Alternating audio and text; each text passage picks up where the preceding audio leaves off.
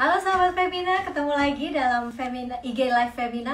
Sore hari ini saya Isyana Atiningmas, editor Femina, akan menemani bincang-bincang kita hari ini. Nah, hari ini kita akan ngomong seputar fiksi, perempuan dalam cerita fiksi. Nah, gimana penggambaran perempuan dalam cerita fiksi? Kita akan ngobrol-ngobrol hari ini dengan salah satu penulis Indonesia perempuan tentunya yang sangat hebat, yaitu Mbak Asma Nadia. Tapi sebelum saya mulai acara kita hari ini, saya mau ini dulu, pin komennya dulu di sini untuk yes. Nah, wanita dalam fiksi populer. Nah, belakang ini nih banyak perubahan yang terjadi di dunia fiksi Indonesia. Satu dekade terakhir banyak bermunculan penulis-penulis wanita yang luar biasa mengisi ruang karya fiksi dan juga melahirkan novel-novel yang laris manis di pasaran. Nah, di sisi lain tuh perempuan semakin sering dijadikan tokoh sentral, terutama dalam karya fiksi yang menampilkan sosok wanita dalam budaya kehidupan sosial. Muncul sosok-sosok wanita dalam fiksi itu yang tangguh, kuat, tapi di sisi lain ada juga yang perempuan yang submisif dan lemah. Nah, personifikasi perempuan seperti apa yang disukai oleh pembaca fiksi Indonesia? Seperti apa para penulis fiksi perempuan membuat gambaran perempuan dalam karya-karya mereka? Nah, soal ini kita akan ngobrol dengan yang tadi sudah saya sebutkan, bintang tamu kita, yaitu Mbak Asma Nadia. Mari kita tanya mengenai proses kreatif fiksi yang ditulis oleh Mbak Asma yang sudah menulis 65 buku, 11 sudah difilmkan dan 6 diadaptasi ke layar sinetron. Karyanya antara lain yaitu Assalamualaikum Beijing, Surga yang Tak Dirindukan 1 dan Surga yang Tak Dirindukan sampai 3 nih dibuat ya. Lalu ada Jilbab Traveler. Nah, sahabat Femina yang ingin bertanya dengan Mbak Asma Nadia, silahkan tulis di kolom komentar. Nanti kita akan tanyakan ke Mbak Asma Nadia untuk dijawab. Nah, siapa di sini yang fansnya Mbak Asma? Ayo, jangan ragu-ragu untuk bertanya ke Mbak Asma Nadia. Saya mau undang dulu Mbak Asma Nadia. Sudah hadirkah di sini bersama kita? Oke. Saya cari dulu ya. Wah, sudah banyak sekali ini. Oke, sudah ada Mbak Asma dulu. Silakan Mbak Asma Nadia. Mbak Asma sudah bisa join kah? Oke. Assalamualaikum. Hai Mbak. Waalaikumsalam. Selamat sore semuanya. Selamat sore Mas Asma. Gimana tadi dari perjalanan dari mana nih? Kayaknya sebelum live ini sedang sibuk ya Mbak Asma ya. Berenang, tapi berenangnya agak siang. Terus lanjut meeting kolam renang. Nah, gitu deh. Luar biasa sibuknya nih. Nah, sebelum kita mulai, ini kesibukan apa sih Mbak? Akhir-akhir ini sedang sibuk apa nih? Aku mau tanya dulu kesibukan Mbak Asma Nadia sebelum kita mulai bincang-bincangnya. Baru launching kemarin di Indonesia International Book Fair, buku terbaru, judulnya Nikah Tanpa Pacaran. Terus juga ada terbit lagi Jangan Jadi Muslimah Nyebelin ya, edisi revisi sebetulnya, tapi dengan tambahan Jangan Jadi Muslimah Nyebelin di media sosial dan di pandemi. Masih nulis Mbak, masih nulis. Kemudian juga menerbitkan buku, masih rapat-rapat. Ada beberapa karya yang rencana insya Allah akan difilmkan ya, termasuk Assalamualaikum Beijing 2. Ya, minta doa semua. Oke, kita doakan Mbak Asma Nadia dan semoga novel-novelnya ini sudah ditunggu nih sama para fans-fansnya Mbak Asma Nadia. Ini dari tadi nih love di sebelah sini nih nggak berhenti nih, muncul semua, dan pasti di sini fans-fansnya Mbak Asma Nadia juga sudah ingin bertanya ke Mbak Asma Nadia. Dan teman-teman yang sudah join di sini, silahkan kalau misalkan ada pertanyaan yang mau ditanyakan ke Mbak Asma, monggo ditulis di kolom komentar, nanti kita akan obrolin bareng dengan Mbak Asma. Mbak Asma, aku enaknya manggil Mbak Asma apa Mbak Nadia sih biasanya? Sebetulnya Nadia bisa, Asma bisa, mana-mana Mbak boleh Mbak. Nadia, oke. Kalau di luar sih Oke. aku di manggil Mbak kancah Nadia. internasional aku memperkenalkan diri sebagai Nadia sih gitu. Karena kan Asma pernah Oke, diledekin tuh, aku jadi kalau ada gitu. penulis Romania yang ketemu terus ketawa gitu, karena kayak penyakit katanya. Kenapa? Dia bilang Asma Bener-bener. kayak Ya, aku penyakit. panggil Nah, Mbak. tapi habis ketawa besoknya dia ini Mbak terjun apa nggak sengaja dia ke apa ke serimpet terus dia jatuh di kolam kualat. Oke, Mbak, kita Bercanda hari ini, bercanda. Mbak Nadia, kita hari ini ngobrolnya apa namanya santai aja ya Mbak ya, karena ini cuma obrolan sore aja sih gitu. Oke, Mbak, itu tadi kan dengan segudang kesibukan Mbak Nadia yang tetap nulis, tetap meeting, tetap ternyata bukunya juga akan terus untuk dilanjutkan menjadi sinetron, jadi film. Nah, ini efek pandemi makin lebih produktif apa gimana nih Mbak ceritanya? Justru makin produktif apa enggak?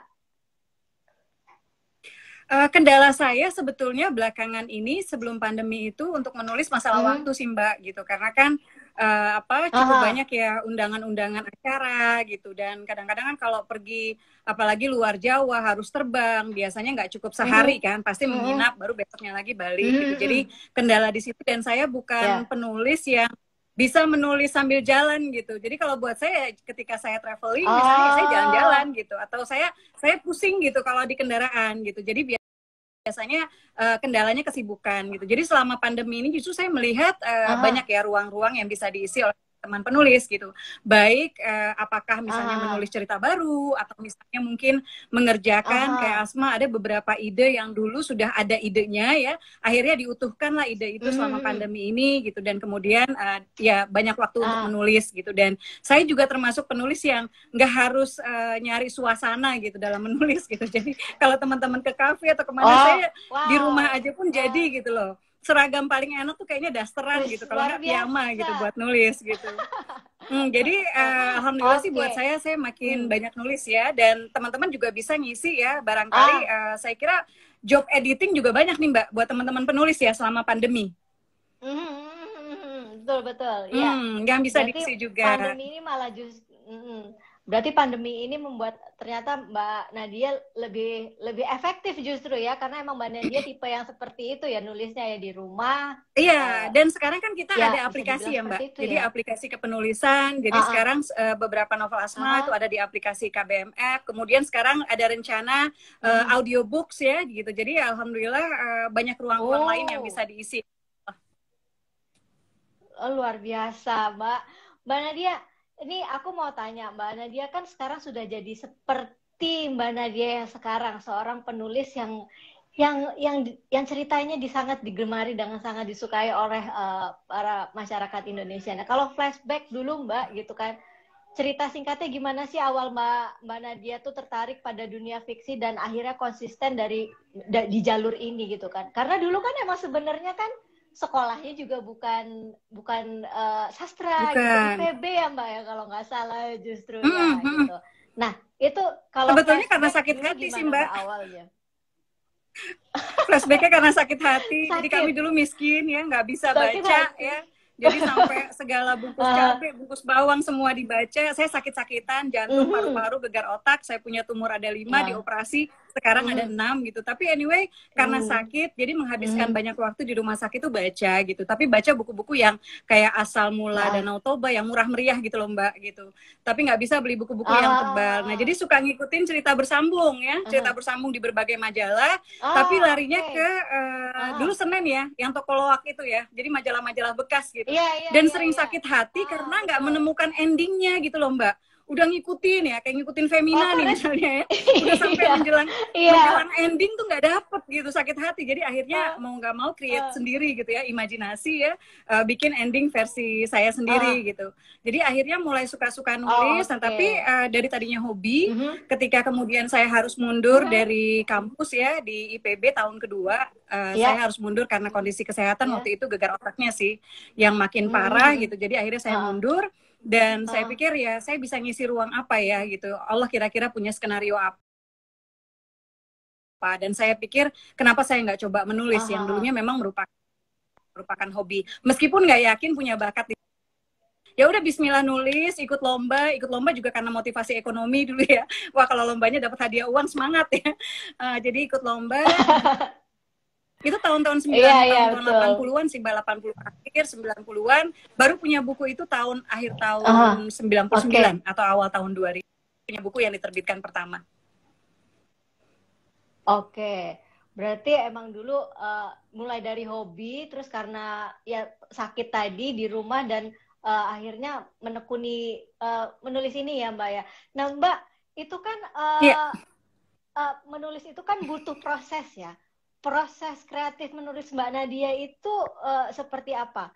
Ide-idenya itu munculnya gimana sih gitu? Apakah kan kayaknya kalau ngebaca gitu novelnya Mbak Nadia atau menonton ceritanya gitu di film gitu kan, kayak kok kepikiran ya jalan cerita yang seperti ini. Nah itu idenya dari mana tuh Mbak Nadia?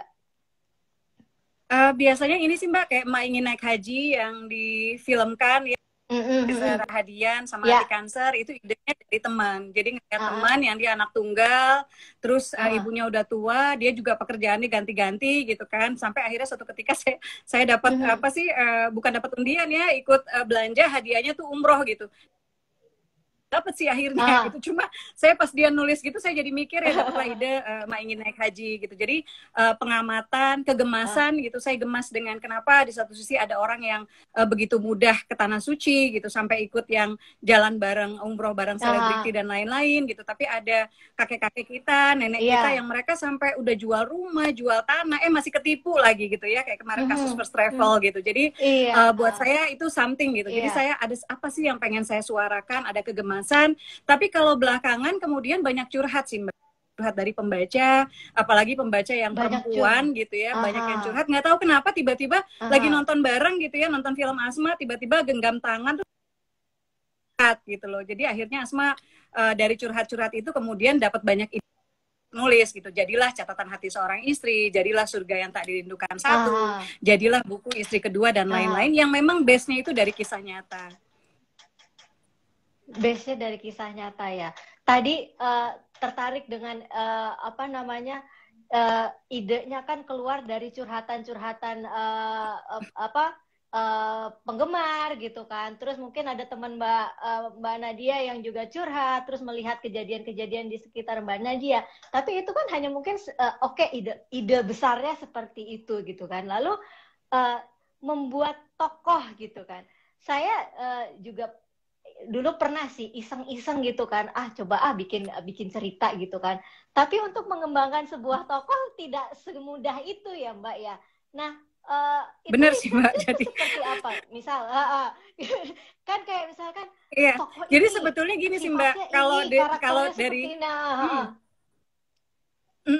dari segi curhat lebih mudah ya. Jadi kayak versi kisah nyata kayak di Catatan Hati Seorang Istri. Catatan Hati itu ada beberapa seri tuh. Ada Catatan Hati yang cemburu, itu pengalaman para perempuan yang cemburu gitu kan. Ada Catatan Hati Jangan Bercerai Bunda, Istri Kedua, itu mungkin lebih mudah karena bentuknya curhat ya, pengalaman nyata. Tapi ketika dia diolah menjadi karya fiksi, seperti misalnya Surga Yang Tak Dirindukan 1, 2, dan 3 gitu ya. Nah itu mungkin mau nggak mau ya, kalau buat saya harus sebetulnya sederhana gini, kalau kita tahu opening dan tahu ending, kita bisa ngisi di tengah-tengah gitu. Jadi sederhananya buat teman-teman mungkin gitu. Buat sinopsis dulu gitu ya.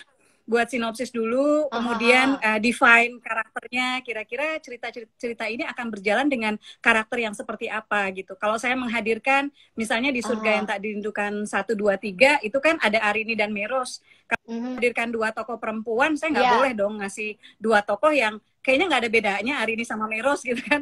Jadi yang buat karakter yang kira-kira memorable, buat karakter yang kira-kira relate gitu loh. Saya pikir salah satu yang yang barangkali gitu ya, pembaca suka misalnya ketemu dan bilang Mbak Asma ini pengalaman saya pribadi loh gitu ya, karena memang tokoh-tokohnya itu juga Asma ambil dari karakter-karakter di sekitar kita gitu loh Mbak, dan banyak karakter di sekitar kita itu yang nasibnya itu lebih fiksi dari fiksi gitu. Itu yang kemudian Asma hidupkan. Jadi kumpulan mungkin kadang-kadang ya, kumpulan beberapa karakter gitu ya.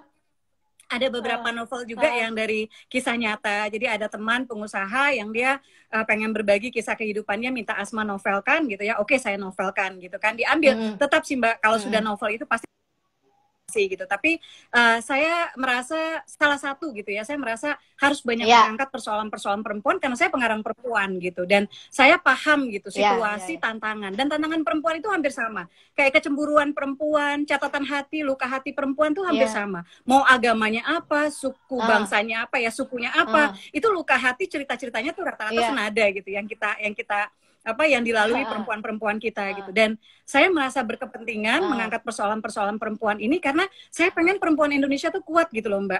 Perempuan itu madrasah pertama, sekolah pertama bagi anak-anaknya.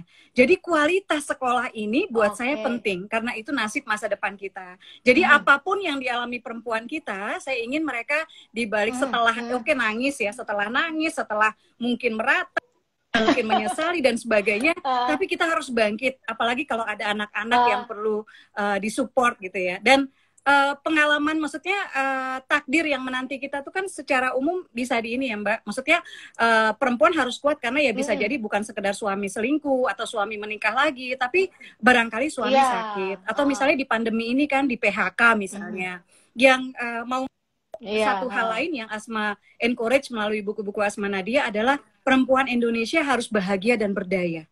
Hanya kalau kita berdaya, terus secara ekonomi gitu ya, kalau terjadi apa-apa dengan kepala keluarga, mudah-mudahan anak-anak yang dihadirkan, anak-anak yang Allah berikan, bisa tetap kita hantar menuju gerbang impian mereka. Oke, wow, sangat baik, bagus sekali. Motivasi Mbak Asma Nadia ini dalam membuat sebuah cerita dan tokoh perempuan ya Mbak ya. Berarti memang motivasinya adalah membangun supaya perempuan-perempuan Indonesia itu kuat dan berdaya ya Mbak gitu. Nah ini juga latar belakang itu juga yang menjadi motivasi Mbak Nadia memilih cerita mengenai keluarga dan pernikahan ini ya. Apakah dua permasalahan ini yang sering banget gitu ditemui oleh Mbak Nadia, menurut Mbak Nadia di perempuan-perempuun Indonesia? Soalnya waktu saya awal-awal mulai menulis tuh Mbak, buku-buku pernikahan yang ada tuh kok kayaknya kayak misalnya kayak yang indah-indah semua gitu. Sementara menurut saya kok yang curhat-curhat yang di sekitar saya tuh nggak seindah itu gitu. Jadi saya ingin menghadirkan realnya pernikahan tuh seperti itu, bahwa pernikahan bisa menjadi dunia yang penuh pelangi, yes, tapi pernikahan juga bisa menjadi medan yang penuh uji gitu. Jadi ini yang kita semua harus bersiap. Kalau kita prepare for the worst, ketika tidak terjadi kita menjadi lebih grateful, tapi ketika terjadi kita mudah-mudahan bisa tersiapkan gitu loh, lewat cerita-cerita mungkin yang karakter-karakter yang penuh ujian gitu ya, yang dihadirkan lewat cerita-cerita Asma Nadia. Tapi saya juga banyak nulis cerita remaja sih Mbak, karena saya juga pengen anak-anak remaja kita tuh nggak melempem gitu loh, nggak gara-gara cinta kemudian ya udahlah saya pacaran putus, barangkali saya memang terlahir tidak untuk dicintai, kenapa jadi begitu gitu ya. Jadi saya pengen juga nih dari mulai remaja ya. Jadi saya pernah bertemu seorang pembaca Asma yang usianya 68 tahun. Saya sampai dicubitin pipi saya ya. Dia bilang, Ibu udah tahu benang merahnya buku-buku Mbak Asma. Saya bilang, apa Bu? Mau buku remaja, mau buku dewasa, pernikahan, keluarga, benang merahnya adalah menguatkan perempuan Indonesia. Saya bilang persis. Yes. Betul. Dari yang saya omongkan juga, dari yang Mbak Nadia omongkan dan saya dengar barusan juga, semuanya benang merahnya adalah ingin menguatkan perempuan-perempuan Indonesia. Nah, Mbak, kalau dari sepenglihatan Mbak Nadia nih, kan buku Mbak Nadia kan macam-macam ya, ininya ya, ceritanya macam-macam, latar belakangnya macam-macam. Terus yang mana yang paling disukai dan mendapatkan respon positif dari para pembacanya? Apakah yang sudah dijadikan film, yang sudah dijadikan itukah penandanya yang paling disukai atau justru sebaliknya? Sebetulnya rata-rata alhamdulillah semuanya bestseller Mbak, jadi cetak ulang gitu ya. Kalau buat Asma pribadi mungkin yang berkesan kayak emak ingin naik haji itu karena itu film pertama Asma Nadia gitu kan. Terus kalau catatan hati seorang istri, saya seneng karena setelah ada sinetron itu kan beberapa tahun setelah bukunya sempat jadi bestseller ya Mbak gitu. Tapi gara-gara sinetronnya bukunya tuh balik lagi gitu loh ke toko buku dan bestseller lagi gitu. Dan saya tiba-tiba punya banyak teman ibu-ibu dari berbagai agama yang mereka bilang, Mbak Asma, saya Katolik, saya Buddha, saya Hindu, tapi saya baca gitu ya. Buat saya itu jadi pembaca jadi meluas gitu loh. Dan itu satu. Kemudian yang lain kayak misalnya terakhir itu Assalamualaikum Beijing. Kemudian karena banyak keturunan kan di Indonesia ya yang Tionghoa. Terus ada Cinta Laki-Laki Biasa yang filmnya bisa ditonton di Netflix. Itu juga banyak yang suka gitu karena Indonesia banget gitu. Tapi buat saya ya apa ya salah satunya mungkin Surga Yang Tak Dirindukan ya Mbak gitu karena saya ketika bikin saya tahu itu 7 tahun nulisnya Mbak, yang pertamanya saya bikin saya tahu bahwa ini belum selesai gitu loh, tapi kemudian lama kemudian menjadi film novelnya terpilih jadi novel Islamic Book Fair terbaik tahun 2008 dan filmnya menjadi film Indonesia box office nomor 1 waktu itu tahun 2015 dan kemudian ada keduanya, ada ketiganya gitu. Itu buat saya salah satu yang berkesan gitu dan nggak tahu nih apakah akan ada Surga Yang Tak Dirindukan 4. Oke.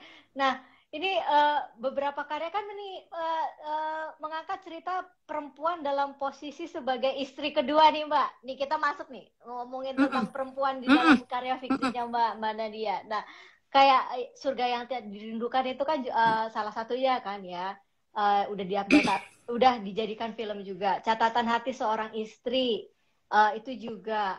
Nah apa yang ingin disampaikan istri kedua Mbak? Semuanya pokoknya kan banyak tokoh-tokoh yang seperti itu. Apakah ini memang menurut Mbak Asma apa sih yang ingin disampaikan lewat tokoh-tokoh seperti ini, karya-karya seperti ini Mbak Asma? Baik. Sebetulnya kalau novel cuma satu sih Mbak, yang terkait poligami novel ya Surga Yang Tak Dirindukan. Kalau yang lainnya lebih ke kumpulan kisah sejati ya. Termasuk kalau di Istri Kedua, dan Istri Kedua tuh kalau yang nggak tahu pasti bilangnya wah ini nih pasukan pro poligami gitu ya.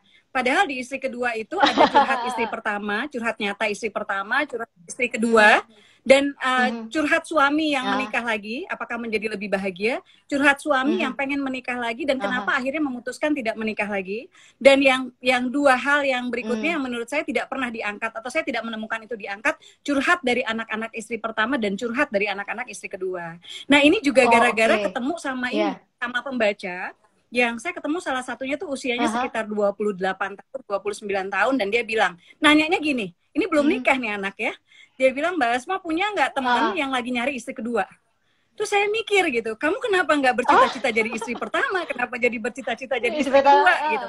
Terus dia bilang, Mbak, kalau jadi istri kedua itu saingannya lebih dikit Mbak. Soalnya saingannya cuma istri pertama doang. Kalau yang jomblo, saingannya katanya lebih banyak. Ada mantan, ada cinta pertama, macam-macam lah gitu ya. Tapi kemudian saya cuma ingin, kebetulan curhat-curhat yang sampai ke Asma terkait istri kedua ini, itu yang pedihnya banyak gitu loh. Yang sampai saya pengen nih teman-teman yang saat ini barangkali ada dalam dilema ya, misalnya menjadi orang ketiga gitu, atau ditawari menjadi istri kedua atau istri siri atau apapun gitu ya. Saya berharap mereka tahu resiko, tahu harga yang harus mereka bayar dan nggak sesederhana itu gitu loh. Dan harga yang harus mereka bayar itu seumur hidup, dan harga itu bahkan tidak hanya mereka yang membayar, tapi anak-anak mereka ikut membayar gitu loh. Gimana anak-anaknya dibully, gimana anak-anaknya rendah hati, gimana anak-anaknya kalau ikut misalnya lebaran mungkin bukan hari pertama yang diajak ke keluarga, tapi hari kedua. Karena lebaran hari pertama itu jatah istri dan keluarga yang pertama gitu. Dan buat saya ini para istri itu harus tahu gitu. Bahkan sampai ada sebuah cerita di buku Istri Kedua ini kisah nyata Mbak ya. Yang ketika suami ini seorang istri kedua, yang ketika suaminya meninggal, jadi lagi suaminya tuh di ICU, itu sampai dilarikan sama istri pertamanya, sampai akhirnya suaminya meninggal dia nggak tahu kuburan suaminya di mana gitu loh. Jadi akhirnya dia harus pura-pura sedih, dia harus pura-pura berduka. Jadi dia ngungsi gitu. Dia keluar kota gitu ya, ngungsi cuma supaya nggak jadi omongan sama tetangga gitu. Buat saya pedih banget gitu loh. Suami kamu meninggal dan kamu bahkan nggak tahu kuburannya ada di mana gitu. Nggak bisa bawa anak kamu ziarah gitu. Jadi cost-nya ini tinggi banget gitu. Dan saya pengen sebelum berpikir bahwa oke, ini sunnah dan sebagainya gitu ya. Kalau buat saya ini sunnah. Ini bukan sunnah sih, ini sebetulnya emergency exit gitu ya. Jadi kondisinya gitu. Dan kamu harus tahu harga yang harus kamu bayar dan bukan cuma kamu yang bayar gitu. Jadi ini yang ingin Asma hadirkan lewat buku-buku tadi gitu loh Mbak. Jadi bukan justru ya udah jadi istri kedua aja gitu. Justru aduh pedih banget Ferguson gitu ya. Jadi ini adalah sebenarnya pesan-pesan maksudnya dari Mbak Nadia untuk ya dari bisalah mengambil contoh dari kasus-kasus seperti ini ya untuk bisa misalkan nih untuk melangkah ke depannya nanti akan seperti apa gitu kan ya. Iya, dan satu lagi yang Asma highlight Mbak gitu ya, Asma ingin hadirkan lewat buku Surga 1, Surga 2 dan Catatan Hati dan lain-lain adalah pesan untuk perempuan Indonesia, sesama perempuan. Mudah-mudahan kita sesama perempuan tidak perlu membangun istana kebahagiaan di atas air mata perempuan lain. Ayo solidaritas perempuan nih harusnya bangkit gitu loh. Itu aku tahu dari surga yang tidak dirindukan. Iya kan. Nah, Mbak Asma ini sebelum kita lanjut perbincangan kita nih, saya mau membacakan dulu nih ada dari Bu Nedah. Assalamualaikum Kak Asma, salam dari Jogja. Wah, ada dari Jogja nih. Arisan Arisan Smart Hafid Al-Fatih, salam kenal dari calon penulis yang masih belajar. Wah, tuh waalaikumsalam semuanya udah nonton di sini. Oke, semangat untuk semua para penulis-penulis. Silahkan untuk bertanya di kolom komentar untuk Mbak Asma Nadia. Nanti kita akan bacakan, tapi mungkin boleh nanya apa aja ya, kita boleh nanya apa aja, silakan. Boleh nanya apa aja nih. Nah, Mbak Nadia kan ini kan sekarang kan penulis-penulis perempuan kan banyak bermunculan dan mereka juga menjadikan perempuan itu sebagai sosok sentral gitu. Nah, menurut Mbak Nadia, sosok perempuan dalam pengembangan cerita fiksi Indonesia itu sekarang gimana gitu, khususnya dalam karya-karya baru penulis-penulis muda?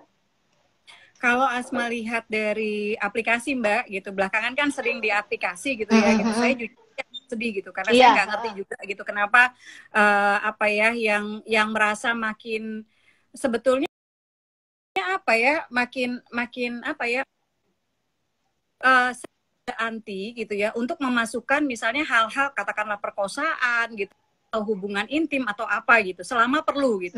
Tapi yang saya temukan gitu ya banyak yang akhirnya seperti sensasi aja gitu loh, kayak di aplikasi gitu ya, karena ceritanya misalnya kurang kuat, dia membubuhkan itu gitu, yang menurut saya akhirnya tidak meletakkan perempuan pada posisi yang terhormat gitu loh. Dan jadi pelecehan terhadap karakter dengan menghadirkan karakter-karakter yang tidak kuat, tidak beralasan gitu, yang mudah dilecehkan juga gitu. Menurut saya akhirnya jadi jadi bumerang gitu loh. Padahal banyak persoalan-persoalan perempuan yang sebetulnya bisa kita angkat gitu loh. Kayak kita punya masalah buruh migran gitu kan ya. Kita punya masalah lain gitu yang bisa diangkat gitu. Ini yang kayaknya sementara tugas seorang penulis kan sebetulnya memberikan suara kepada mereka yang nggak punya suara gitu. Punya kesempatan dapat panggung gitu kan. Nah, ini tugas kita gitu. Nah, ini yang buat saya aduh sayang banget gitu ya sebuah karya gitu. Atau dengan judul-judul yang misalnya biar sensasi sih gitu. Biar misalnya biar audiensnya banyak, viewersnya banyak gitu. Sementara satu hal sih gitu, maksud saya juga bikin tentang istri kedua misalnya, poligami di surga yang tak dirindukan gitu. Tapi kalau kamu menggunakan judul-judul yang tidak elegan gitu ya, karyamu nggak akan sampai kemana-mana gitu. Mungkin audiensnya banyak gitu, tapi kalau kita ingin diterjemahkan, kalau kita ingin difilmkan gitu, kayaknya ayo deh kita mulai bikin tulisan yang lebih bermartabat gitu, menyuarakan. Boleh nggak bikin tulisan tokonya pelacur? Boleh gitu. Saya juga pernah nulis seperti itu gitu ya. Mereka juga punya persoalan yang harus kita suarakan gitu. Di salah satu catatan hati seorang istri itu ada Asma ngamar dengan seorang pelacur yang saya nanya kenapa dia bekerja di situ. dia bekerja di situ tuh gara-gara suaminya. Buat saya sakit banget gak sih gitu. Karena dia sering ngikutin suaminya sering ke lokalisasi kan ya, sekali 2 kali tuh suaminya ngilang, dia datang ke lokalisasi itu gitu, dan dia nggak punya uang, nggak punya apa, akhirnya hidup di situ, akhirnya bekerja di sana, itu kan gara-gara suaminya gitu ya. Jadi buat Asma ini banyak loh hal-hal yang artinya gini, ayo menulis untuk menciptakan perubahan. Tokoh-tokohnya boleh lemah, boleh gimana, kayak di Catatan Hati Seorang Istri, karena dia pengalaman nyata, itu banyak tokoh yang bikin gemes gitu loh Mbak. Maksudnya, kok udah 65 tahun gitu ya, udah puluhan tahun pernikahan, diginiin sama suaminya, kok rela banget sih gitu ya. Tapi sengaja saya hadirkan demikian karena saya pengen pembaca gemas seperti saya gemas gitu loh. Dan kalau pembaca berkaca dengan barangkali itu juga situasi yang saat ini pembaca nggak bisa keluar gitu dari situasi itu. Mudah-mudahan dia gemas dan oke, gue nggak boleh nih diginiin. Gue harus keluar nih dari situasi ini. Misalnya gitu ya. Ya. Ya berarti memang tokoh perempuan itu kalau menurut Mbak Asma yang sekarang Mbak Asma lihat itu jangan dijadikan jadi negatif gitu ya Mbak. Kita kalau yang versi aplikasi gitu. Ya Mbak, versi aplikasi. Iya, yang versi aplikasi. Boleh gitu. Dan kadang-kadang saya jadi gemes karena gini Mbak, ini karakter bodoh ini. Karakter bodoh ini gitu ya. Ini karakternya jadi bodoh karena pengarangnya tidak cerdas gitu loh. Jadi aksi reaksinya tuh nggak make sense gitu, gitu kan, gitu. Jadi gemes gitu karena aduh harusnya kan reaksi si tokoh ini nggak begini gitu loh. Harusnya kan reaksi dia lebih cerdas karena kan dia sebetulnya misalnya cinta dan ketemu lagi gitu. Tapi kok kalimat-kalimat yang lahir misalnya tidak kalimat-kalimat yang mewakili perasaan hati dia gitu. Hanya karena si penulis gitu. Jadi buat saya keterampilan. Jadi harus banyak membaca sih buat teman-teman yang suka menulis, harus banyak membaca apa saja ya. Dan kemudian ya menulis itu keterampilan. Jadi kalau kita mau nggak mau kita akan lebih mudah menulis banyak hal, berbagai genre juga gitu ya, jika kita makin terampil.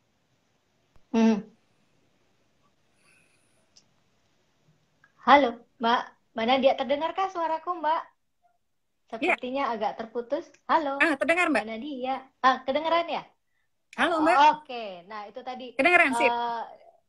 Yes, sepertinya akan ada delay sedikit nih Mbak. Jadinya kita agak tektokannya agak sedikit wagu itu bahasa Indonesianya apa ya? Nah, Mbak Nadia, tadi kan Mbak Nadia sempat bilang kalau jadi penulis itu penulis yang cerdas gitu supaya jalan ceritanya pun enak gitu kan ya. Maksudnya pembacanya pun senang gitu kan. Nah, untuk menjadi penulis yang cerdas dan membuat sosok perempuan dalam tulisan fiksi yang bagus itu unsur-unsur apa sih Mbak yang harus diperhatikan dan dieksplorasi oleh penulis Mbak? Iya. Pastinya buka mata buka telinga ya Mbak, karena di sekitar kita itu banyak banget sebetulnya potret-potret gitu ya yang bisa kita hadirkan gitu, yang bisa kita copy paste ditambah dengan imajinasi gitu ya, diperkaya dengan imajinasi. Kemudian kita harus banyak membaca, karena dari membaca banyak nonton juga kalau Asma ya, banyak baca, banyak nonton ya, banyak cari inspirasi, karena supaya kita tidak yang kita hadirkan tidak pengulangan gitu kalau bisa gitu, supaya kita bisa menghadirkan sesuatu yang baru gitu ya, sesuatu yang kalau bisa belum dibahas nih gitu, atau kalau orang udah pernah bahas dari sisi ini berarti yang lainnya mungkin bisa personalisasi Mbak dengan pengalaman, baik pengalaman kita pribadi atau pengalaman orang lain gitu. Jadi saya kira harus mau kayak di Surga Yang Tak Dirindukan 1 itu ada kan, Meros itu sebetulnya kalau di filmnya tidak diceritakan latar dia, tapi kalau di buku novel yang Surga Yang Tak Dirindukan 1 itu dia bertemu dengan semua laki-laki yang dia temui itu salah, ada yang masokis gitu ya, ada yang memperkosa dia, ada yang ini, sehingga ketika dia bertemu Prasetya, suaminya Arini, Prasetya tuh benar-benar terasa malaikat buat dia gitu ya. Nah tapi kan saya juga senang misalnya gini, apakah perhatikan juga misalnya developing karakter kita gitu. Karena si A mengalami, dia setelah mengalami sama sebelum mengalami kan dia pastinya berbeda gitu ya. Gitu. Jadi kalau buat Asma kita harus baca, kita harus define sih Mbak. Jadi harus dibuat detail sih karakter kita gitu ya. Kemudian misalnya kalau korban perkosaan itu dia kan biasanya ada yang bukan kebanyakan mungkin tidak menginginkan kehamilan yang terjadi gitu. Sehingga ketika melahirkan misalnya apa efeknya? Efeknya misalnya ASI-nya nggak bisa keluar karena dia benci bayinya gitu. Nah ini kan hal-hal seperti ini kita harus mau riset gitu, harus mau nanya-nanya juga gitu kan ya. Jadi meskipun apalagi novel ya, kalau buat Asma oke lah, kalau cerpen kita mungkin riset juga tapi tidak sedalam kalau kita pengen bikin novel gitu. Nah ini yang harus yang harus diperhatikan gitu, termasuk misalnya kayak Asma waktu Asma ngamar itu yang sama di kompleks lokalisasi gitu. Saya benar-benar nanya banyak hal dan dari pertanyaan itu kemudian tidak hanya bermanfaat untuk satu tulisan di catatan hati seorang istri, tapi kemudian memperkaya Asma ketika saya bikin bulan kertas misalnya, cerpen tentang seorang anak yang dibesarkan oleh ibu yang pelacur. Gitu kan, yang padahal udah tua banget ya, udah kayaknya udah nggak pantas lagi gitu ya, dan dia pengen banget ngangkat ibunya ini gitu ya. Ini buat Asma banyak perkara dan persoalan-persoalan perempuan itu banyak gitu. Jadi buka mata, buka telinga, ayo bangun kepedulian. Dan saya kira ide-ide itu akan mengalir deras seiring dengan kepedulian yang makin besar. Gitu kan. Jadi kalau kita peduli ini, kita pasti pengen ngangkat ini, kita peduli ini, kita pengen ngangkat ini. Jadi saya dulu awal menulis hanya karena saya punya ide bagus, tapi belakang pengen menulis sesuatu yang yang mudah-mudahan bisa menggerakkan perubahan gitu loh. Itu mungkin yang buat karakter yang definitif, buat pohon tokoh gitu kan ya. Kemudian buat teman-teman yang tulisannya nggak selesai-selesai, biasanya salah satunya tulisan nggak selesai karena kalau buat Asma risetnya nggak tuntas. Jadi risetnya kalau buat saya kayak bikin kue itu saya riset duluan di awal. Ya, meskipun risetnya masih akan terus berjalan gitu, tapi minimal bahan-bahan yang saya butuhkan saya udah sedia gitu ya. Nah, kemudian yang lainnya jangan nulis sambil ngedit. Jangan menghakimi tulisan kamu sebelum selesai. Jadi biarkan dulu, curahkan dulu, tumpahkan dulu. Setelah selesai kita setelah selesai kita selalu bisa kembali dengan kacamata editor, kita bisa menguatkan karakter, kita bisa melihat kok dialog ini lahir dari karakter yang begini, kayaknya ini bukan dialog dia deh, kayaknya ini kita harus ganti nih, karena dia orangnya nggak menghakimi misalnya, sementara dialognya tuh kok kayak judging gitu sih gitu ya. Nah ini hal-hal yang harus diperhatikan konsistensi tokoh gitu kan. Terus kemudian kalau sekarang nih Mbak, seiring dengan drama Korea, drama film-film Iran, kemudian film-film India, Thailand yang juga bagus ya. Saya kira kita jadi melihat bahwa satu konflik itu harusnya ada eskalasi gitu. Ya kan? Ada situasi yang naik lagi gitu. Saya kemarin tuh evaluasi diri sendiri, saya tiba-tiba merasa buku-buku saya di awal kepenulisan itu kok sederhana banget ya. Begitu saya nonton gitu ya, wah ini selalu ada konflik sampiran dan sebagainya. Jadi buat saya kita harus sih banyak baca harus ya, jangan ketinggalan. Dan kalau kita pengen jadi yang bestseller, oke, baca buku-buku bestseller. Pengen jadi penulis yang bukunya difilmkan, baca buku-buku yang difilmkan. Supaya kita tahu apa sih yang menarik produser. Dan itu juga yang Asma lakukan gitu sebelumnya. Tapi intinya satu lagi yang menulis tuh dengan agenda apa sih gitu. Kamu punya agenda apa? Mudah-mudahan tulisan kita nggak cuma mendapatkan royalti, dan juga dapat royalti di akhirat. Amin. Tulisan Mbak Asma memang penuh dengan pesan-pesan yang mungkin sangat bagus sekali, terutama buat saya seorang Muslim ya, gitu. Dan ternyata pembacanya Mbak Asma, walaupun ceritanya kebanyakan ya Mbak, hampir semuanya berkutat di seorang muslimah gitu. Pembacanya ternyata tidak hanya dari kaum muslim saja ya, dari berbagai agama juga membaca dan bisa mengambil hikmah dari cerita-cerita tersebut gitu. Itu tadi yang dibilang agendanya apa gitu ya Mbak Nadia ya kalau. Oke.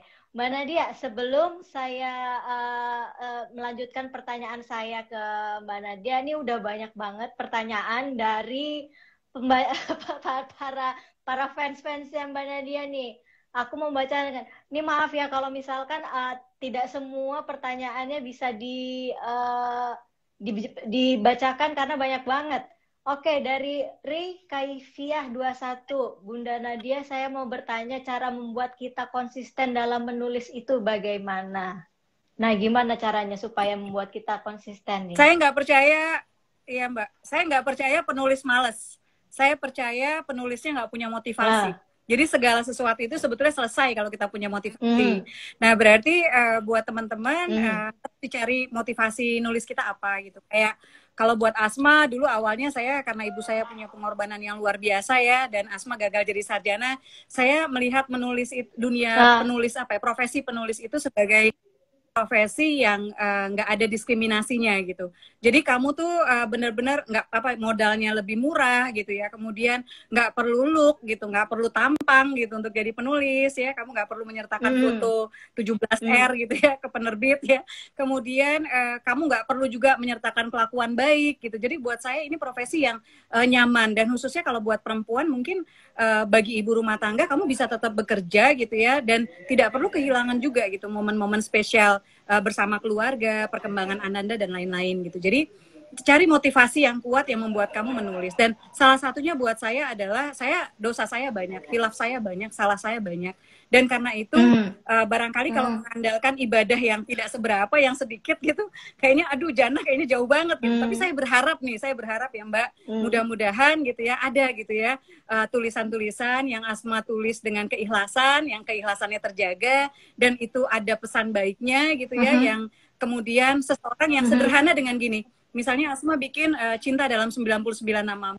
Saya pengen mengambil copy paste ya sifat-sifat Rahman, Rahim, Maha Pengasih, Maha Penyayang, Allah itu Al-Latif, Maha Penyantun, Maha Lembut ya.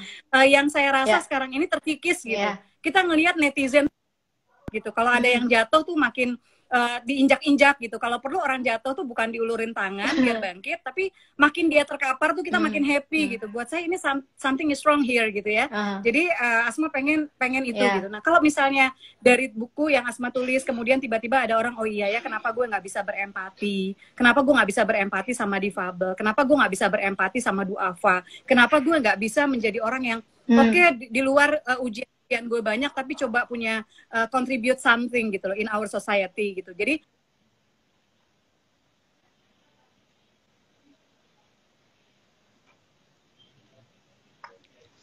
halo Mbak Asma, suaranya nggak terdengar. Halo. Gitu ya. Itu satu Mbak. Tapi hal yang lain adalah profesi penulis sedikit dari profesi yang kamu mengerjakannya sekali, tapi penghasilannya berkali-kali. Dimuat di majalah, misalnya di Femina gitu kan, itu dapat honor ya Mbak ya. Kemudian ketika cerpen-cerpen atau novel kamu yang kita bersambung ya kan, dimuat kemudian dibukukan gitu. Kerjanya tetap cuma sekali gitu. Yang kerja berikutnya adalah editor penerbitan ketika diterbitkan di penerbit kan, tapi kamu dapat royalti gitu. Kerjanya cuma sekali. Ketika difilmkan, ketika disinetronkan, dibikin audiobooks, diterjemahkan, kamu dapat lagi padahal kerjanya cuma sekali. Itu jadi ada motivasi dunia akhirat Mbak. Jadi bisa di copy paste sama teman-teman, tapi ayolah, dan menulis itu profesi yang nyaman kok.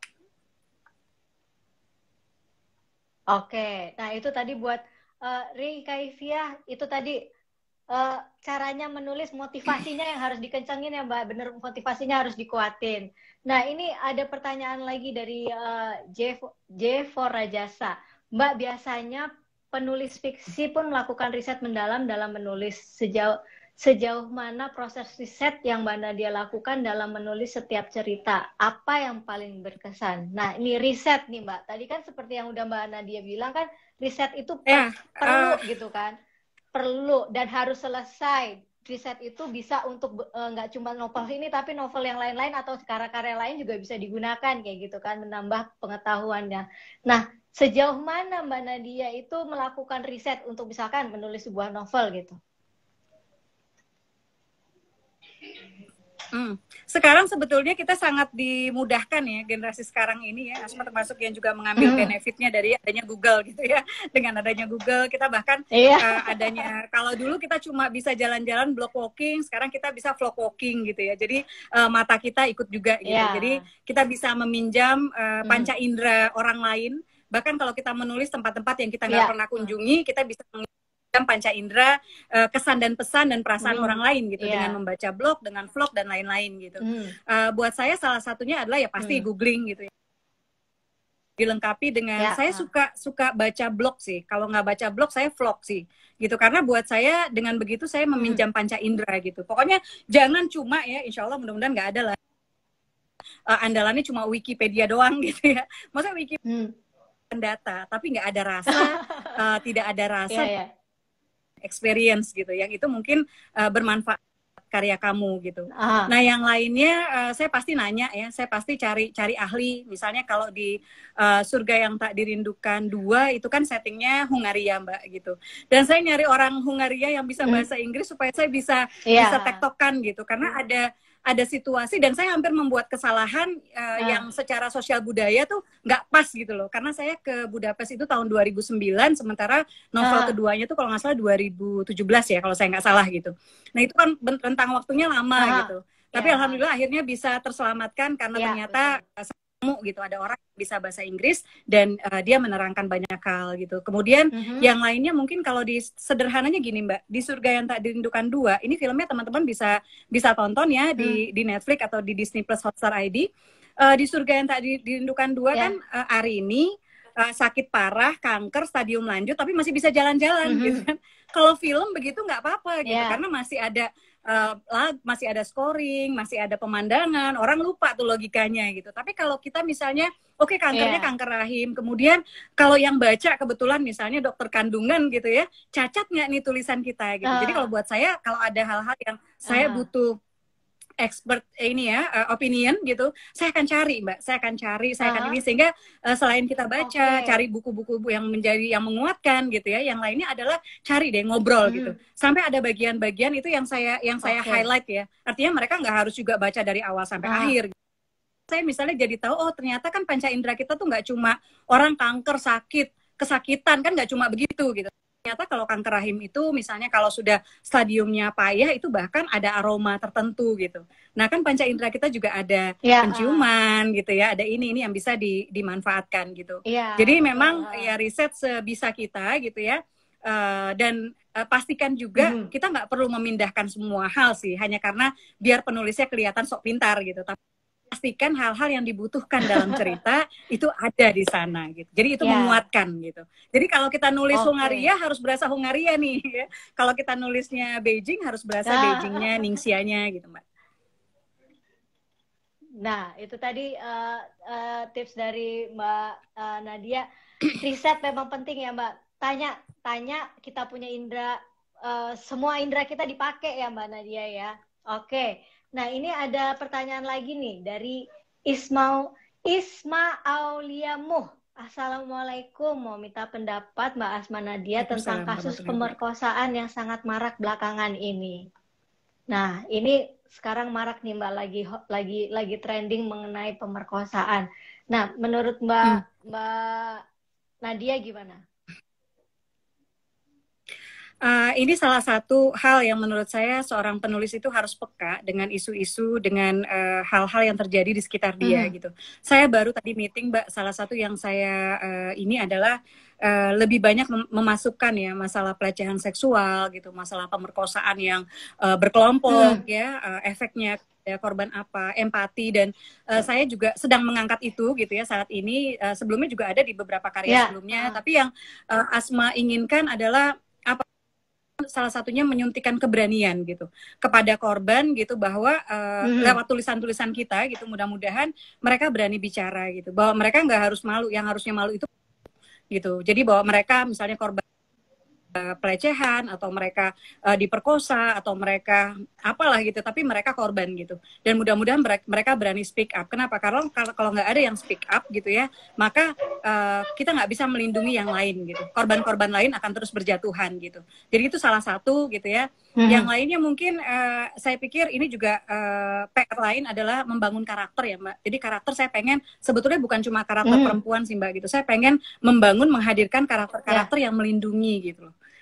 Karakter yang kalau anak-anak cowok itu baca novelnya Asma Nadia, dia baca misalnya Hyun Gen di Jilbab Traveler, atau dia baca Chung Won di Assalamualaikum Beijing gitu ya, dia jadi merasa kalau karakter kayak gini keren nih, cowok kayak gini keren nih gitu. Itu yang buat saya juga bagian mungkin penulis-penulis bisa berkontribusi gitu ya untuk membuat karakter-karakter yang melindungi, karakter-karakter yang menjaga, karakter-karakter yang melihat bahwa kekuatan mereka itu ada bukan untuk menyakiti, kekuasaan mereka itu bukan untuk memanfaatkan gitu ya, tetapi untuk melindungi gitu mereka yang lebih lemah, termasuk perempuan-perempuan di sekitar kita gitu. Jadi ini, dan saya kira satu ya Mbak, jadi isu-isu yang saat ini kita butuh lebih banyak orang yang berani berbicara tentang itu, mengangkat persoalan itu gitu ya. Saya kemarin Asma setiap Sabtu nulis resonansi di Republika ya, dan sempat juga nulis tentang ini, judulnya Citra apa ya, Demi Nama Baik Kampus waktu itu judulnya. Dan sekarang juga lagi menggarap di novel gitu ya. Hal lain mungkin Mbak, ini agenda lain ya bagi penulis selain isu-isu sosial ya. Ayo kita bantu juga menggaungkan Indonesia gitu. Karena kalau kita lihat dari drama-drama Korea itu dulu saya penggemar soalnya Mbak ya, tapi saya selektif ya. Tapi intinya dulu itu kita cuma tahu Korea itu kimchi gitu. Tapi sekarang hampir semua orang Indonesia mungkin tahu jajangmyeon, dunia ya, tahu tteokbokki gitu. Nah, kenapa sih kita nggak bisa ngetopin rendang gitu? Atau kenapa kita nggak bisa ngetopin gado-gado gitu?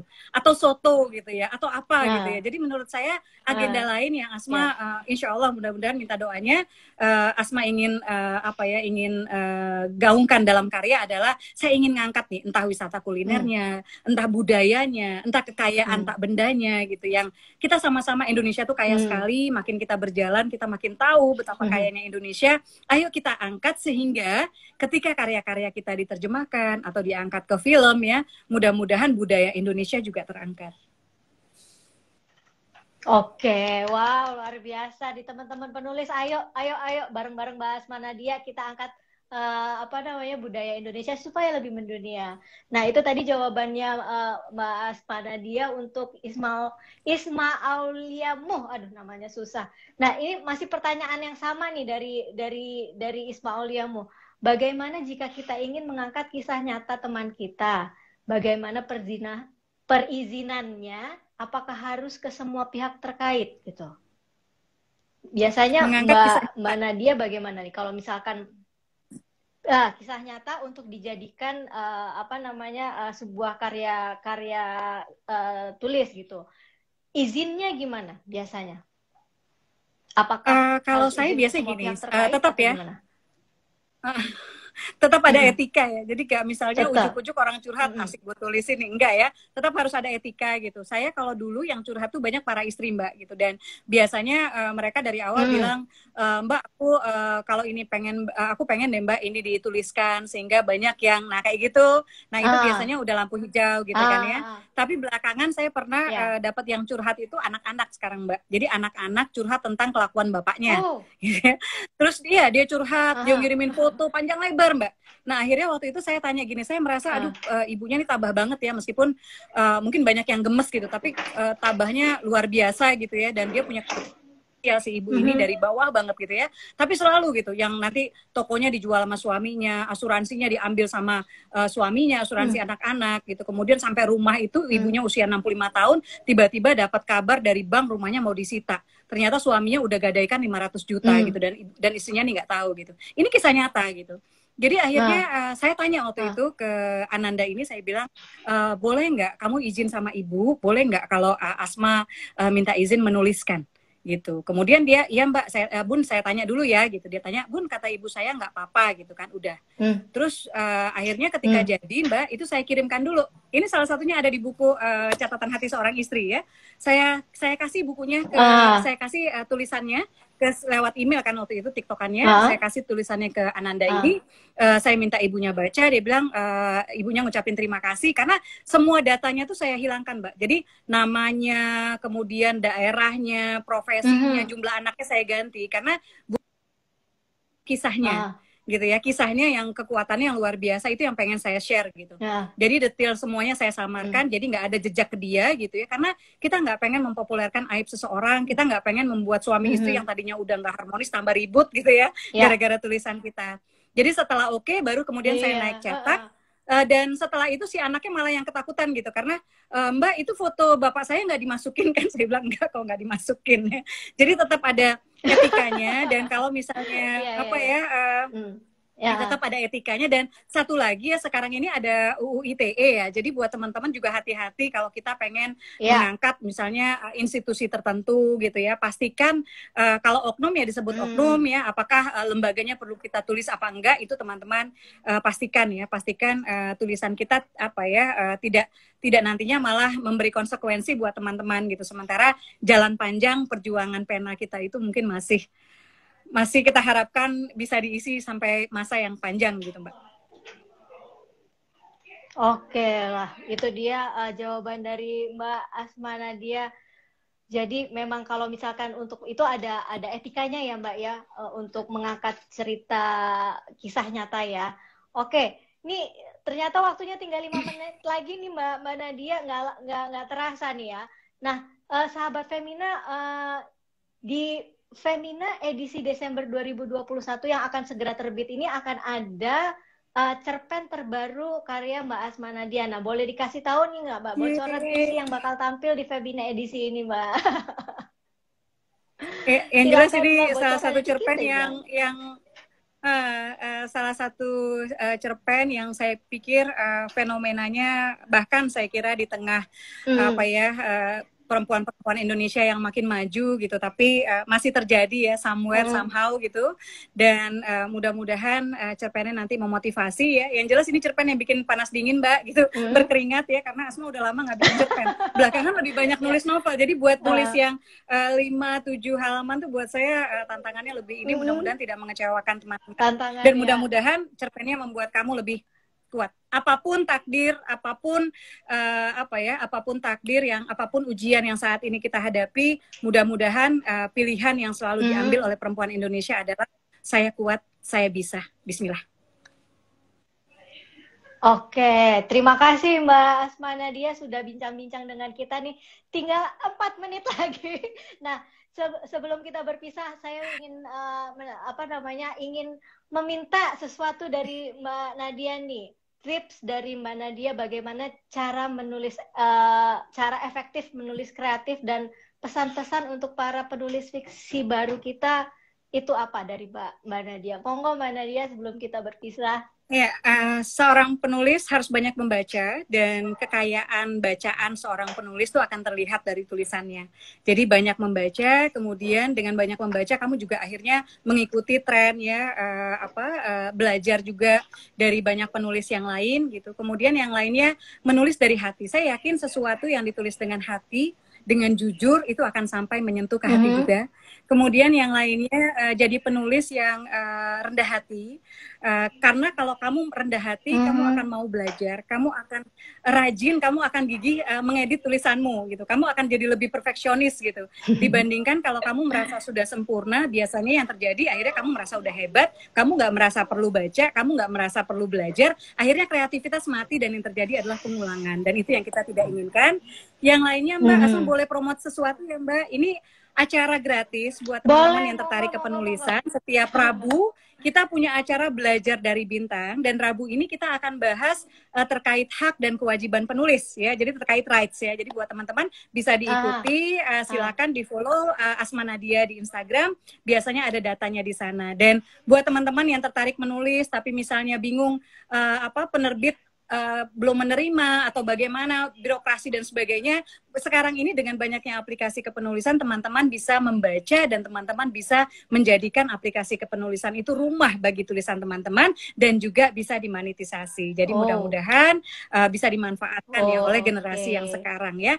Nulis dengan hati, risetnya yang pasti ya, risetnya, dan yang lainnya Mbak ya, jangan lupa tulisan tuh jangan, kalau bisa jangan ceplok telur gitu, jangan begitu jadi disubmit gitu ya, dikirim ke media, dikirim ke penerbit ya. Tulisan itu pasti perlu editing. Jadi pastikan kamu edit, dan Asma biasanya mengedit itu lebih lama dibandingkan saya menulis. Daripada nulisnya, iya betul. Daripada nulisnya. Itu dia pesan-pesannya Mbak Asma. Iya, itu dia pesan-pesan Mbak Asma dari untuk para penulis-penulis kita yang baru merintis atau bahkan sudah sudah jadi penulis, tapi masih butuh semangat nih dari Mbak Asma Nadia. Terima kasih kita sudah bisa berbincang dengan Mbak Asma Nadia hari ini di tengah kesibukannya yang luar biasa padat nih kayaknya Mbak Nadia ya. Terima kasih banyak Mbak Nadia untuk bincang-bincang kita hari ini. Iya, dan terima kasih Femina yang sudah membangunkan saya, jadi saya nulis cerpen.